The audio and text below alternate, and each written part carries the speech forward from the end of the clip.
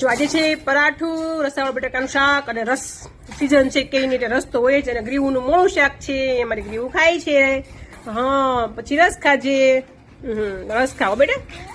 અને આ અમારો કાનો છે. આમાં ગ્રીવું જો કાનો જો રમકડા કેટલો ઢગલો કરીને બેઠો છે. જો ત્યારે તો એ શાંતિથી બેસે. અમારો છોકરો એવો છે.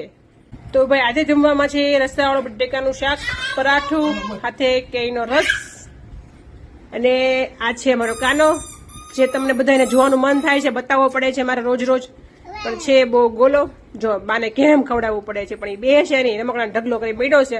એનું આખું સામ્રાજ્ય ખોલી બેઠો છે. શું? હા, ખાવ બેટા ખાવ. તો ચાલો ભાઈ, આવું કંઈક છે આજનું. રોજ રોજ તો કઈ સારું સારું મળે નહીં, ફૂલ ડીશ રોજ તો થાય નહીં, ક્યારેક આવું હોય. હમણાં કેરી છે એટલે કેરી પત્તા મળે, રોજ રસ કાઢી કાઢીને છાલિયા ભરી દે છે. પછી શું થાય, રોટલી વધારે ખાઈ ન હોય, એક પરાઠું કે રોટલી એવું થાય. કેરી પરાણે ખવડાવે છે, કે બધી કેરી એક પારે પાકી ગઈ છે, એટલે છાલિયા ભરી ભરીને રસ આપે છે. હા, એટલે આખા છાલિયા ભરી ભરીને રસ આપે છે. મને એમ લાગે આવતું વર્ષ આવશે ત્યાં સુધી કેરી નામ નહીં લેવી, એટલી અપકે થઈ જવાની છે. વચ્ચે મને બહુ અપકે થઈ ગઈ, હું છાસ ઉપર આવી ગઈ પાછી, કેમ કે થાળી ભરી ભરીને કેરીને ચીરું આપતી હતી. ચાલો ભાઈ, જમી લો. સર ટાટા દેવ, ટાટા દેવ, બોલે દેવ ટાટા.